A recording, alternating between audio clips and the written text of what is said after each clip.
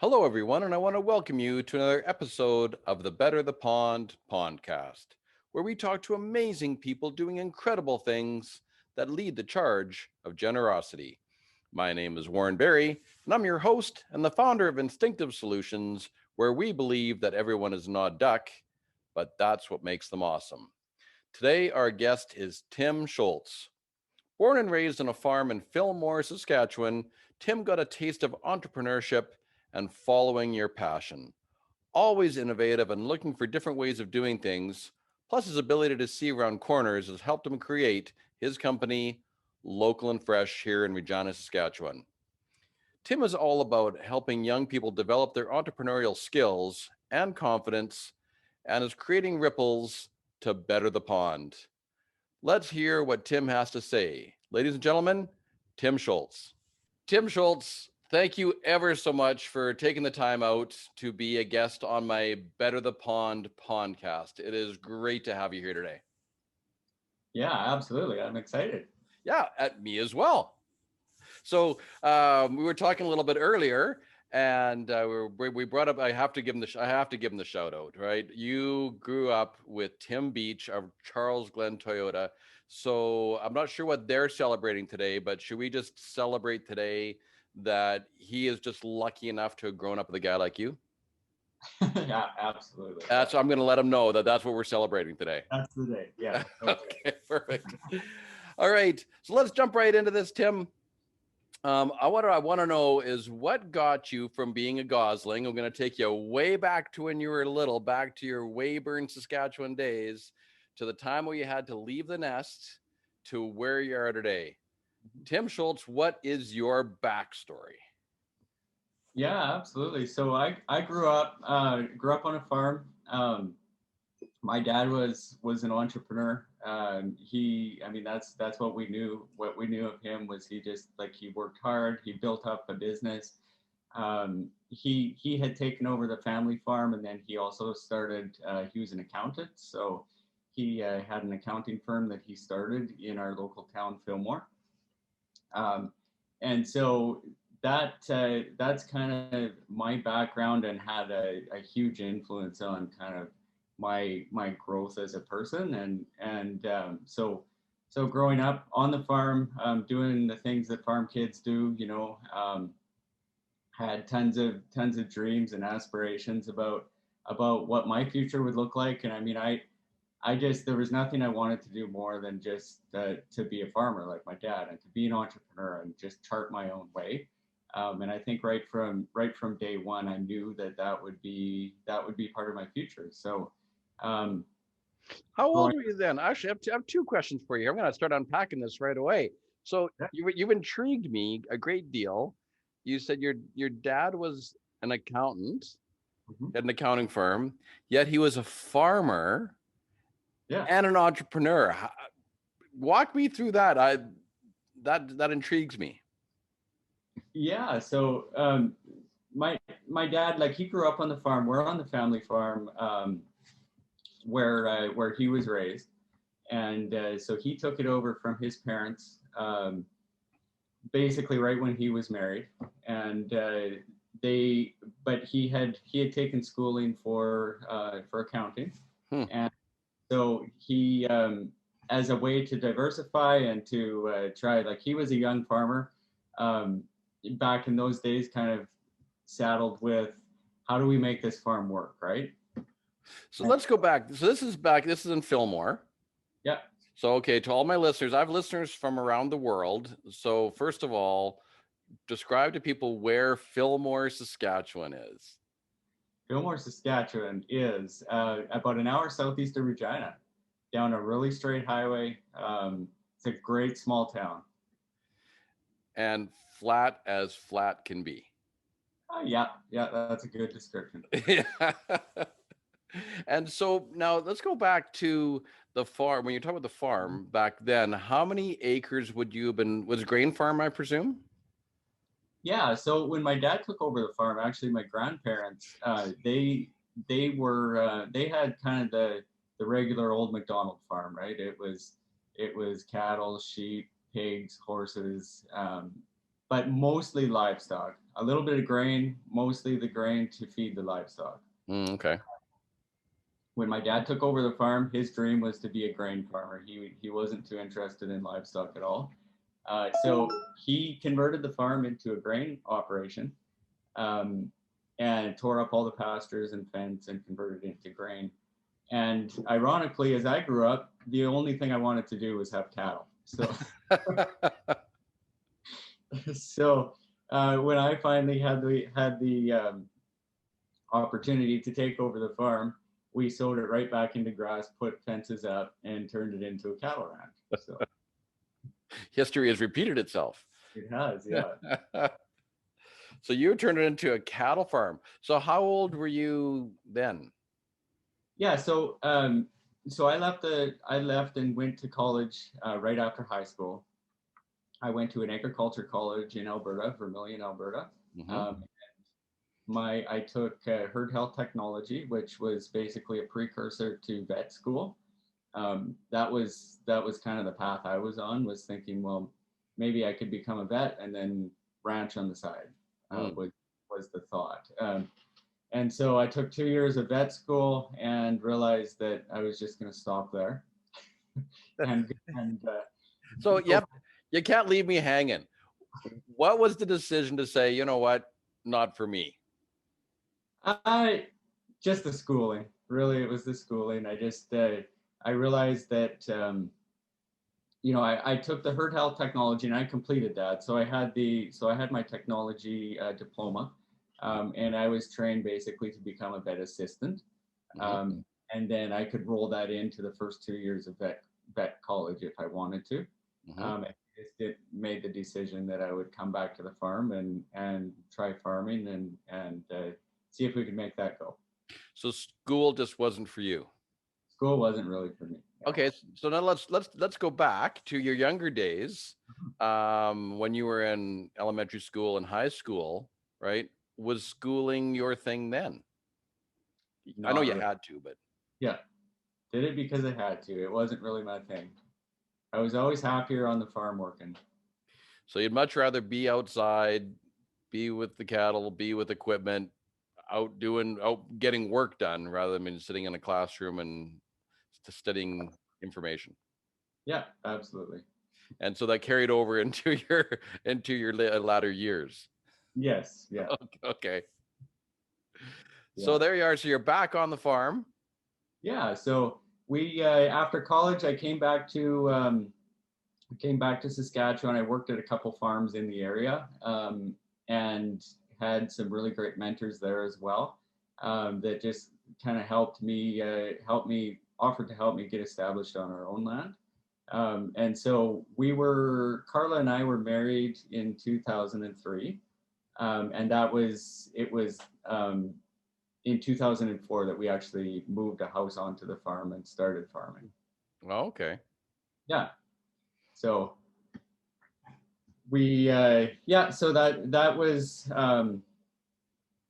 kind of, we jumped right in. We were young, like 20, 22 years old, and ready to try to make this farm work. You're gonna take on the world at 22 and have this huge cattle farm. So how many cattle did you start off with? Well, we started off with probably around 80. So we had 80 head, and then we recognized, so land base about 1,000 acres. Really hard to make a living off of that in this day and age. Mm-hmm. But we tried to do. I guess I was always trying to do things a little bit differently. I am located right in the heart of grain country. It's awesome land for growing grain.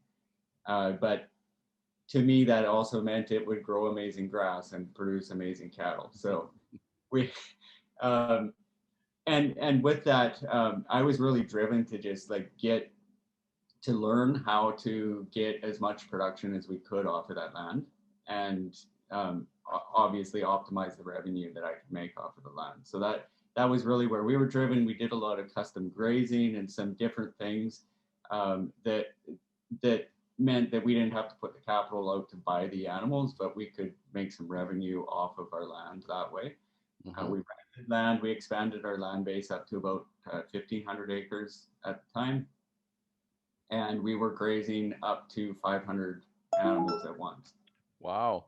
The Yeah, reason I was asking about your dad and whatnot earlier, and you look at farming today, and you sort of led into this as well. You think back of when back in the day when your grandparents had it, 80 acres or 160 acres was a lot of work, right? And you could only there was only so much land that you had, only the equipment was only so good, and that was your livelihood. Um, and nowadays, I mean, how big do you have to get in order to actually make a living, right. in order to actually survive?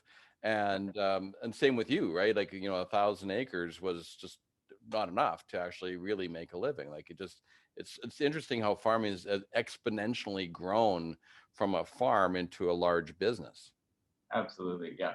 And it's interesting. That's kind of what led us down the path where we are today. Actually, was as we started to realize the reality of where we would need to be in order to make this a sustainable business for our family.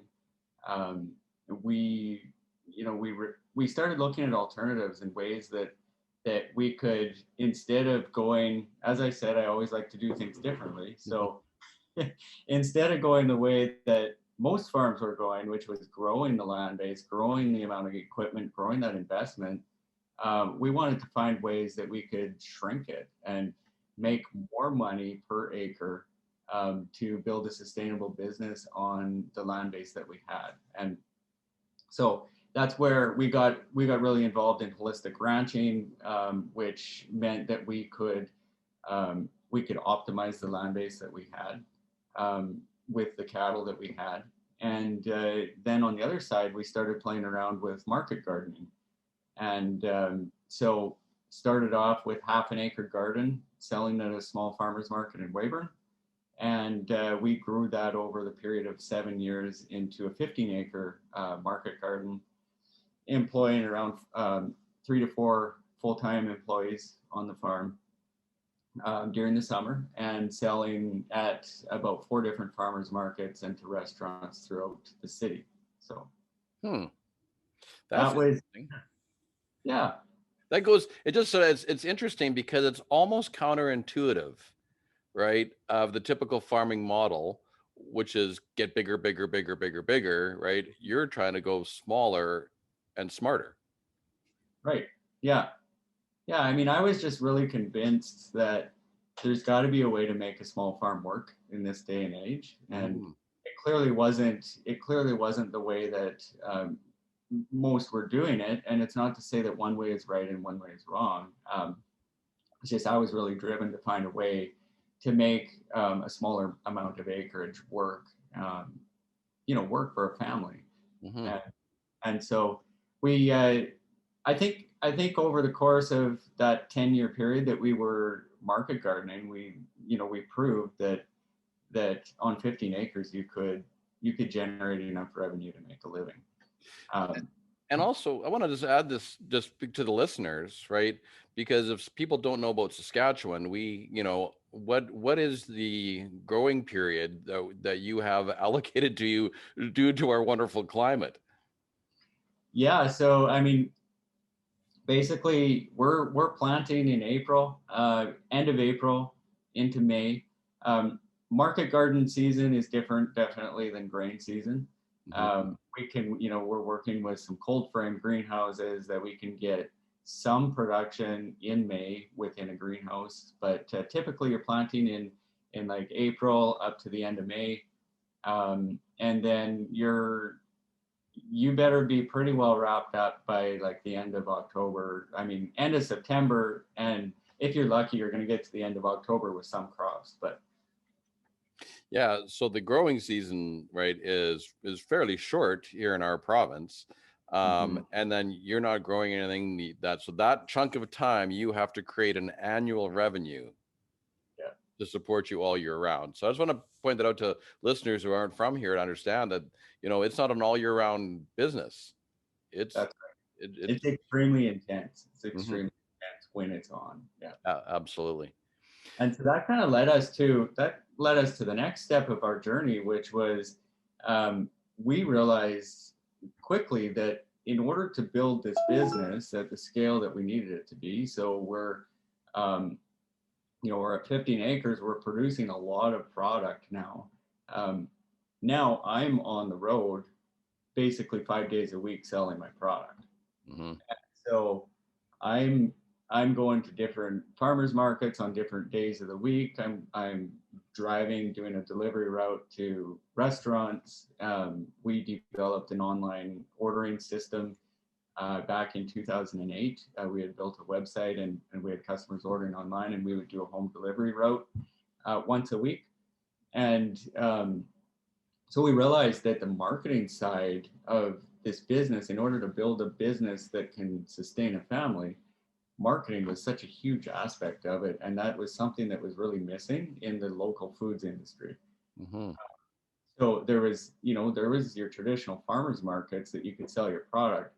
But what if there was a market where you could take your product and leave it, and then they could sell it for you, so you could be on the farm doing the work that you needed to do? And that was kind of the beginning of the thought process. Like, there's got to be a better way. So let's see if we can build something like that.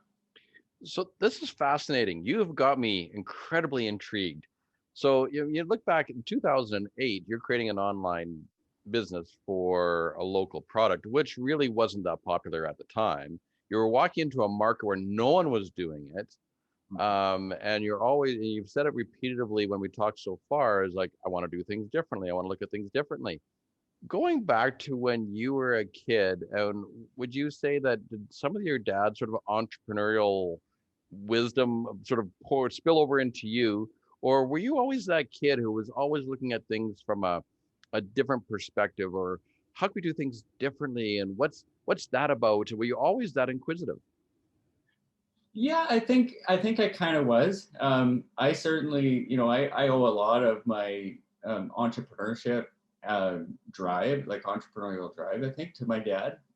Seeing what he's built up in his accounting firm, and over the years, I mean, he was really committed, and just that drive, I think, really rubbed off. But yeah, absolutely, I was always just trying to think of a different way to do things. And in school, the one thing that I did enjoy, we always participated in the science fairs.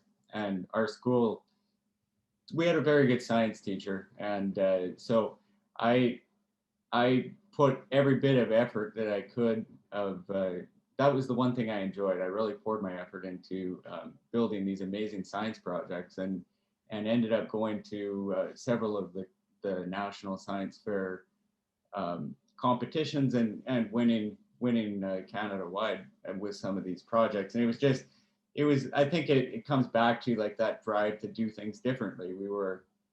Some of my projects were, how do you take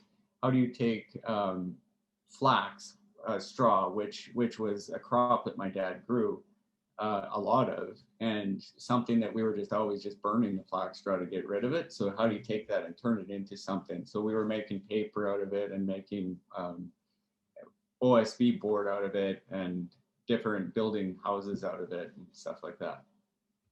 So that was just always ingrained into you. That's just part of who you are, was Yeah.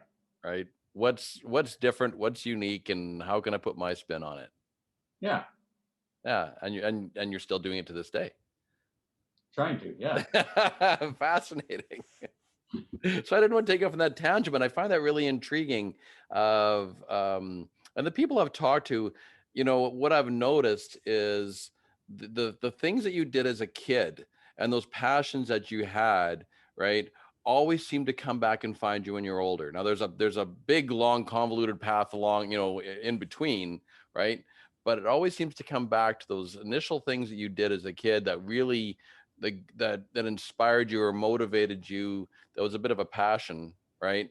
That always seems to come back and find its way down the path later on in life. Yeah. Absolutely.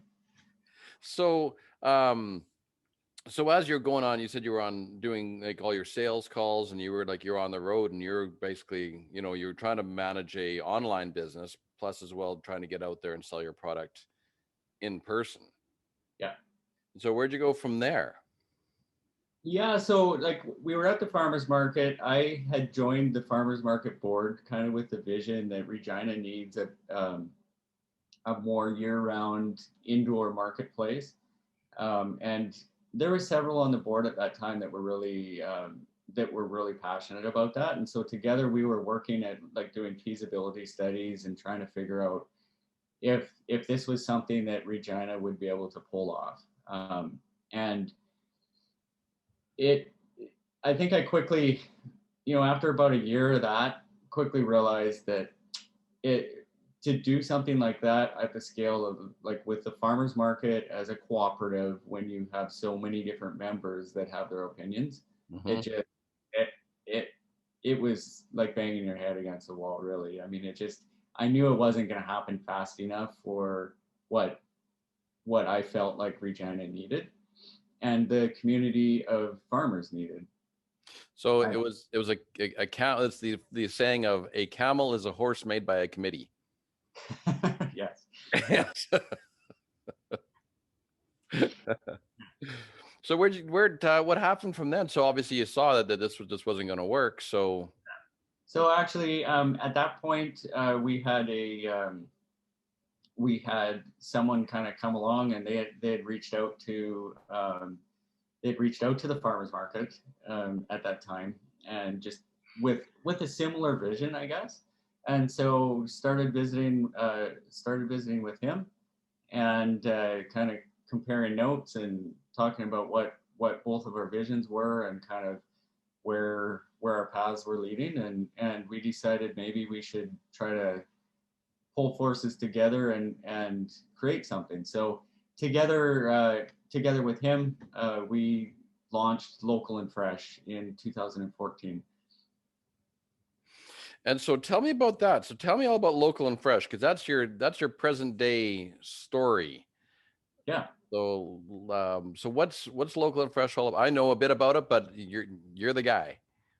yeah. So Local and Fresh essentially is um, it's a collective of local food. So it's like a grocery store, but farmers market style. So we work with over 100 different local producers. Hmm. Um, we are aiming to be as full line grocery as possible, um, without bringing anything from outside of Canada. Um, Okay. so the majority, like 80%, 80 to 90% of the products that we carry are made, grown and made right here in Saskatchewan. The remainder would be made within Canada. Um, Okay. yeah, so when we launched in 2014, we launched as a online company. We had a website you could order. We had a fleet of trucks for delivery, and we had a warehouse where we stored the product. Really simple business model. And then I think always the vision was, so we kind of recognized early on, there's a few things before, like if we want to build what the vision was, which was this amazing marketplace for Regina, we had to do it step by step. And so to us, the first step was build the logistics, build the back end, build the suppliers, and get that group of suppliers so that we're ready to open what could be a really amazing locally focused store. Hmm. So for those first few years, we really just focused on building the supplier list. It started with 15 suppliers and then was at 50, and now we're over 100. So built those suppliers. That also means that's 100 different logistic chains that we have to work with as far as shipping. And so just get all those systems in, get the right software and the technology in place. Um, and then we started looking for the next step, which was the platform, which 2 years ago, actually, basically, it was 2 years ago, March 9th, in 2019, we opened our retail store in the historic Weston Bakery building. the warehouse district. Okay, that's an amazing building, isn't it? It's incredible. Yeah. I remember walking in there. This would have been probably 2016, and just being in awe. I mean, it was a disaster inside. It there was so much work that needed to be done with it. But as soon as you stepped in, you could just feel the energy of what this could become. And we knew that we'd found the building. We knew we'd found the place where it needed to where local and fresh should be. It was just how do we make that work now? It's a ton of work. Isn't it incredible though? Share this with you. My last location, I had looked at the location and I walked in the door and I looked at my real estate agent and I went, "You shouldn't have done this," because I because I knew that that's where this was it, right? It was a huge jump from where I was, but you just know, Yeah. right? You look at it and you go, and you can see past all the junk and you see past all the mess, but you can actually feel it and go, "This is it. This is the place." Yeah, it's hard to put words to it, but you know what I'm talking about. Yeah, yeah, absolutely. I mean, like we had a vision of what this was that we wanted to create, and it might have been a little foggy, but it was there for sure. And as soon as we set foot in that building, you could almost see people just bustling around and just feel what the energy could be in this building. Hmm. Yeah. And so bring us up to present day on what's happening in the local and fresh world. Yeah, so we opened in 2019. That was a 2 year, it was about 2.5 year construction project.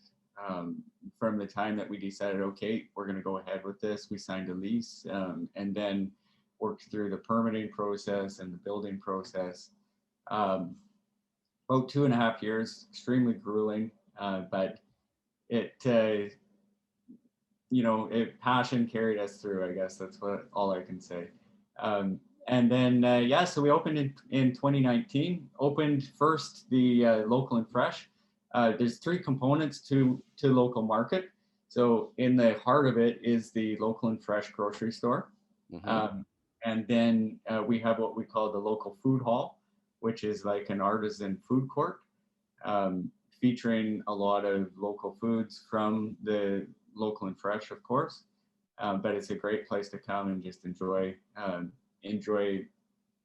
time, and you can have a coffee, donut from the Everyday Kitchen, which is a tenant of ours, and then we have a restaurant at the back called Meld Neighborhood Eatery, and Meld was built in as an outlet for local and fresh to take our food. So basically take food from the store and move it through and sell it as a meal, right? Wow. So you're really taking that, farm to table, so people come in, they can buy fresh product, take it home, or they can have the exact same product and yet have a meal there, Yeah, right? yeah. This is really Enjoy the atmosphere of the building and just enjoy it right there. right. So and then the third component is we have a banquet hall, and so it's we call it the docks room, and that room we can host events, which right now in COVID is challenging, of course, but we have the platform there so that um, like the way when I explain it, at the heart of it all is food. So whether it's an event and we're moving catering through, whether it's the grocery store and we're selling the raw product, or whether it's the restaurant and we're selling an experience, it's all about food, and it's all about celebrating the producers that we work with. You said that hall there. Is that the hall that's right beside your sort of joining between warehouse and Yeah, you guys? It's just that one. Yeah, I spoke in there. really And cool. yeah, and it is a it is a great space. It's fantastic. It, Yeah, yeah. So anybody in the Regina area, I guess, if they're looking post COVID, are looking at hosting an event, right? Obviously, they need to get in touch with you to be able to use that facility. Absolutely. Yeah. Yeah. Before COVID, we felt like we were just starting to kind of hit our stride with events, getting some corporate stuff, and we're becoming really well known as a wedding venue for sure on the weekends. It's a beautiful venue for weddings, but really starting to yeah. I mean, as more and more people, as you know, it's a fantastic venue. It's a really unique space in Regina, and I think it has so much potential. Hmm. Absolutely. Yeah, I don't know. Again, it's one of those things that's hard to put words to. There's just a vibe in that building. I think that is just absolutely exceptional. Yeah. Yeah. So, and we were talking a little bit earlier, and I might as well just bring this up just because, I mean, I don't like to talk about COVID, but I do like to talk about how business has been affected by it, and also how entrepreneurs have managed to make it work, you know. And so here's a guy who likes to do things differently, who's completely innovative, right? And what have you done, Tim, to make it through this past year? Yeah, I mean, we just knew as soon as things started clamping down and we started realizing the full extent of what we were facing, we knew that we had to be ready to pivot like really quickly, like overnight, basically. Hmm. And we knew that we couldn't be afraid of change. We had to just look at, okay, customers aren't going to come into our store anymore. What does that mean? How do we move this product? And so, basically, we always offered delivery pre-COVID. We would do 10 to 15 deliveries a week, really, really small part of our business. Hmm. Um, Basically, overnight, that flipped into 75 deliveries a day. And so it was just like, okay, this is what we're looking at. Now, how do we make that work? Must have been quite a shift in gears in an awful hurry. Yeah, yeah, it was shifting on the fly for sure. Yeah. Well, good for you though. I mean, again, I think that's that entrepreneurial, innovative side of you that is, all of a sudden, boom, we got a shift. Let's shift. Let's go. Right. Yeah, No question. And keep moving yeah. forward. It's um, it was an incredibly challenging time for our staff and for everyone to just like, you know, when things are running smoothly, it's comfortable. Hmm. You just basically throw everything up in the air and say, okay, we're starting over. Let's do things differently here. But it's interesting though, but you can sure see what people are made of when that occurs, right? There's people that will jump at it and step up to the plate, and there's people that really pull back and get fearful. And I'm sure that you witnessed that with the people around you. Yeah, yeah, absolutely. And we have a fantastic team around us too. That just like, after it kind of sunk in that okay, things got to change here. Everyone just worked together and I mean that's it's our team around us that made us get get through the experience for sure. And that really builds a strong team when you have to go through that much change in that period of time. Um, you see everybody pull together, and that's where the strength of a team really starts to shine. Yeah, I think you're absolutely right. There isn't a day goes by that we comment on how fantastic our team is, and I think that experience is a big part of what pulled everyone together. Yeah, it's sort of a bit of a blessing in disguise, right? Yeah, yeah, for sure. Let's shift gears here. So, you know, Tim, I believe that we're all odd ducks. I believe that we're all misfits. Mhm. So can you tell me about a time when you didn't fit in, when you were different, when you stood out? What did that look like? And that could be either a positive or negative story.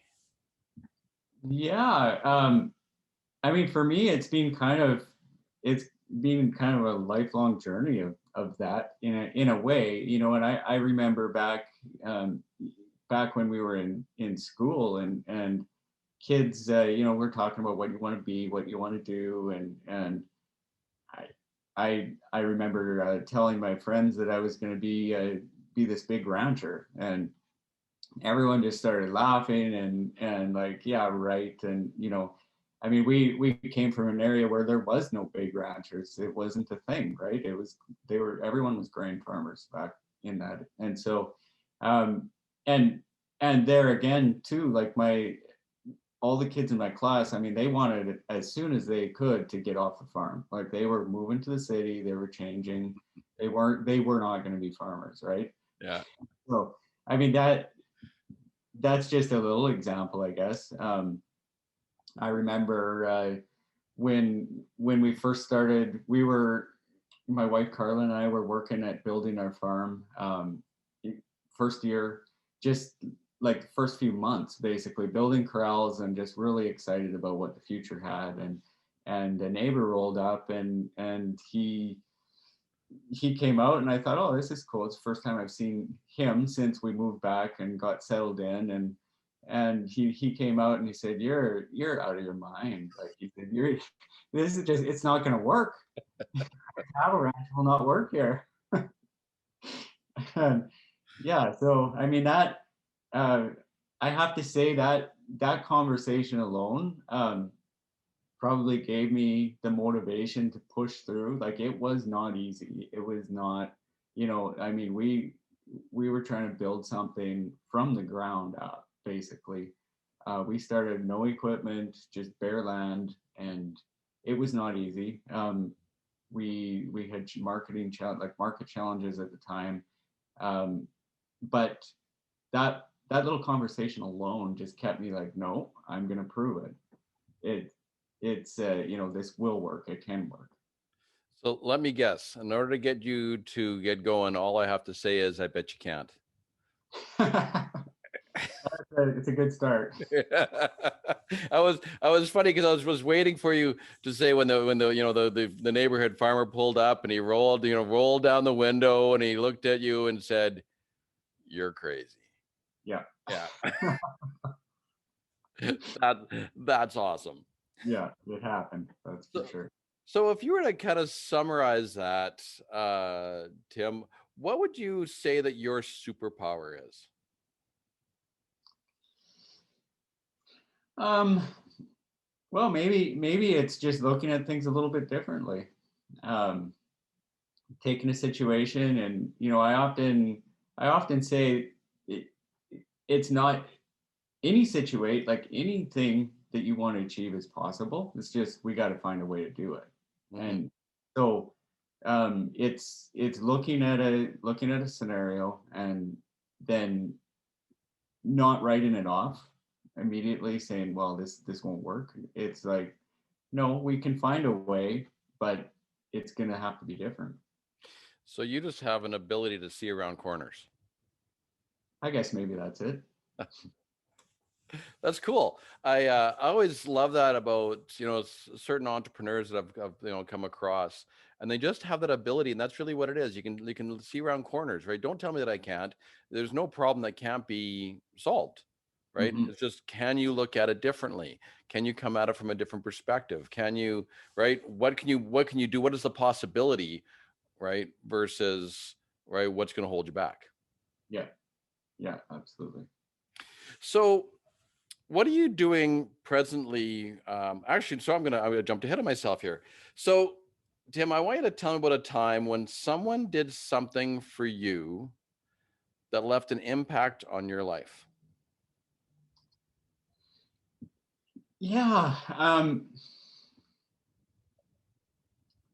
I think, I mean, feels like there's lots but like the one thing that I often think about, and um, I had before we started farming on our own, I mentioned I think briefly earlier that I worked for a farmer that kind of supported us in our decision to start on our own, and I think just I was he was a great mentor and taught me how to be a leader. He taught me how uh, be an employer and how to be a fantastic employer, basically, and how to treat staff with respect. And I just always was amazed. We would we would come into he was a grain farmer as well as a cow rancher. We'd come into a situation where, a stall needed to be cleaned out in the barn, and the two of us were together and we were going to be working together. He was the first one in that stall and cleaning it out. Like, he led by example. And that's something that's really stuck with me. It's like, be humble enough that you can take the lower place and, show by example. And that leadership quality has really stuck with me. And it's something that I try to do, as an employer, and just like, I'm take the dirty, I'm willing to take the dirty jobs and jump in there and just, when something needs done, it needs done, and we're going to do it. And I think, he had a fantastic team around him, and he built that because of some of those qualities. And that's something that has had a lasting impact on me. Yeah, I love that whole lead by example, because the fact is that, your show is, number one, you're not afraid to get your hands dirty. You're not above anyone else, right? Mm-hmm. You're part of the team versus being the one. Managers tell, leaders lead. Right. And Yeah. there's a big difference between the two. Yeah. And that's a great, lesson to learn, that, we're part of something bigger than ourselves. It's not really just about us. It's the bigger picture. Yeah, absolutely. Fabulous. So what are you doing right now, Tim, to better the pond? What are you doing to make the world a better place? And more importantly, what I want to know is, why are you doing it? Yeah. So, I mean, I think, like, I am extremely passionate about entrepreneurship, as you've been able to tell. And one thing that I am really passionate about is just providing a platform for other entrepreneurs to succeed. And I mean, I hope that we're creating a community that, and I feel like we're seeing it. We're getting more and more entrepreneurs coming to us with an idea and saying, "Hey, I got this idea. Do you think that it would work? Do you think that you would be able to sell that?" And I want nothing more to be able to be a catalyst for ideas like that, and just like, yeah, absolutely, that's an idea. If we did this and this, I think that we could put it on the shelf and we could make this something. And what if they started in our store, and then the next step they were in a Sobeys and a Safeway, and if we could be that catalyst that takes an entrepreneur's idea and pushes them out into the world, I mean, that's something that really excites me and I'm passionate about. Yeah, and as for like where does this go as we grow as a company and a community, I think we really want to keep that as a core mission of local market and local and fresh, is that we're going to support entrepreneurs. I would love to have some programming in place that we can help. We can maybe encourage.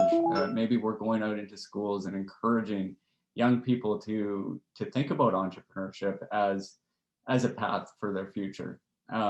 Maybe it's I've always had an idea and I'm not sure how to make it work yet. It's going to take the right partners, and but is going into helping youth that are facing really difficult situations, and low income youth and people that need a hand, help them chart their future through entrepreneurship. Well, count me in. Awesome. Count me in. Awesome. I love that. I love that idea. And, I just recorded actually another podcast earlier today with a guy by the name of Dave McLean out in Kelowna. But we were talking about that whole piece too of, it really came down to, you're chucking the pebble in the pond, right? Mm-hmm. And the ripples are going out. And that ripple, you don't know how far the ripple effect is going to go out. So here you are as a guy who was a kid who said, I'm going to be a rancher someday. Got laughed at, but I'm going to do it anyway. right? Right. And through that series of events, right, now you want to go and help others do the same, right? And especially to youth that maybe don't have the opportunities or don't have the wherewithal, right?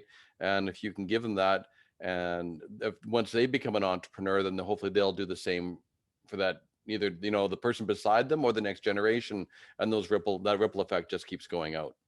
Yeah. That is fantastic. So yeah, as I said, count me in.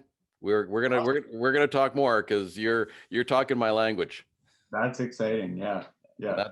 that's all a part, really. And you think about it, and that's what I'm trying to do is better the pond, right? What can we do, right, as a collective, right, to make the world a better place, Yeah. right? Just keep contributing, right? Absolutely. Yeah. So at the end of the day, Tim, why do you do? I know you love entrepreneurs, but if you sort of, I'm going to take you. I'm going to try to push you a little bit. Mhm. Um, what is it? What is it about that you really want to do this? What is it that inspires you to want to be able to help other people become entrepreneurs? Um, well, I mean, apart from it being just totally ingrained in me, but I think it's just, I think there's something about charting your own way that can give a confidence to people. You know, it's it's not necessarily the easiest way for sure, but Mhm. I feel like entrepreneurs are best suited to contribute to the community too, right? Like we're charting our own way. Build we can build what we want to build and what we see, and I think some of the greatest contributions to the community come from entrepreneurs, and I feel like the more the more we can. Entrepreneurship isn't for everyone, and it shouldn't be. But I think the more that I can encourage that, and it's just I guess that's what I'm really passionate about. Is like just encouraging people that there is that option, right? That um, you don't need to work for someone else for your whole life, or maybe you're working for someone else and doing something on the side. There's options there, and it's just a way of thinking that I'm really passionate about. Mhm.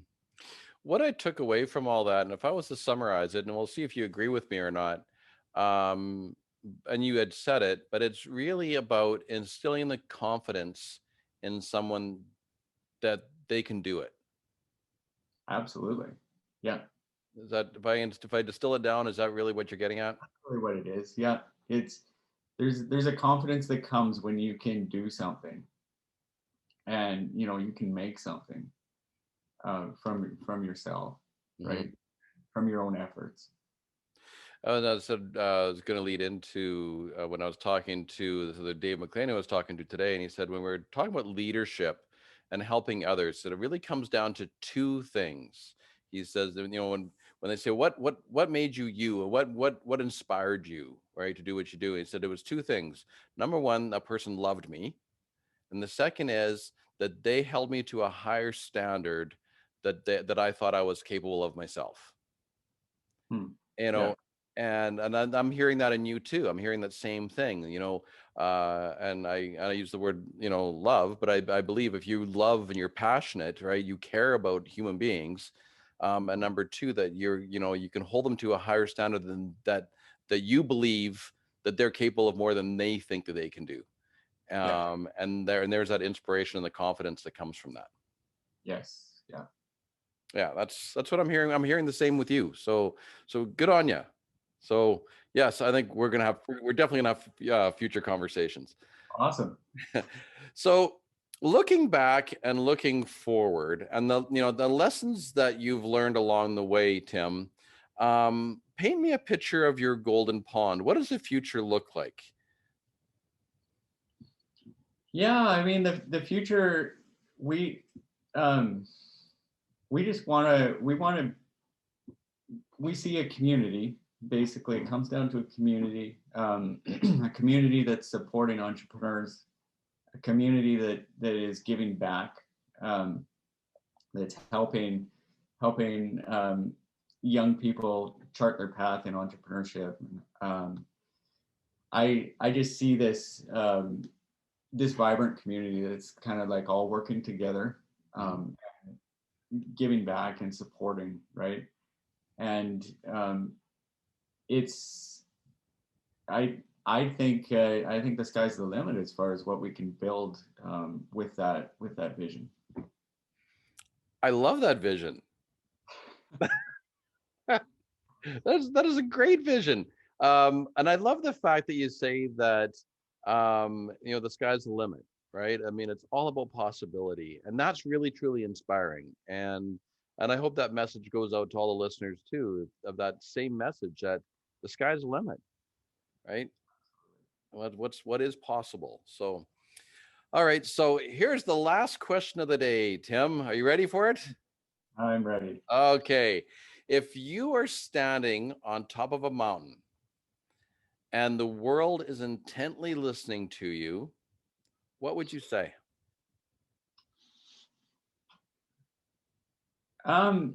Just find your passion and go for it. Just like don't let fear get in the way, and don't let what others say get in the way. If we focus on that, we're gonna quit. And but it's just find your passion, refine it, and just like hold that passion as tight as you can and just go for it. That is a great message. Yeah. So beautiful.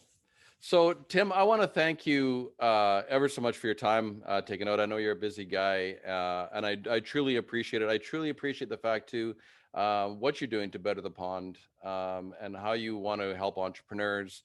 I think there's a lot to be said too for helping local farmers, but in the same breath of you're helping people, you're helping the community just in food wise, right?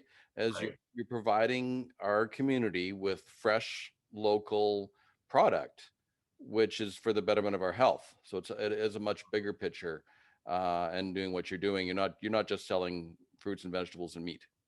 That's right. Yeah, we're not selling a commodity at all. We're providing a service to the community too. Yeah, absolutely. So if people want to find you, Tim, where do they go to find you? Yeah, well, we have a couple of places. Locally within Regina, the store is located at 1377 Hamilton Street, in the heart of the warehouse district. You can find us online, two different websites actually. So we've got localandfresh.ca, that is the online grocery store. Okay. And then localmarketyqr.ca, and that is the overall, it kind of gives you an insight into the overall project. Okay. And as well, are you active in the social media world?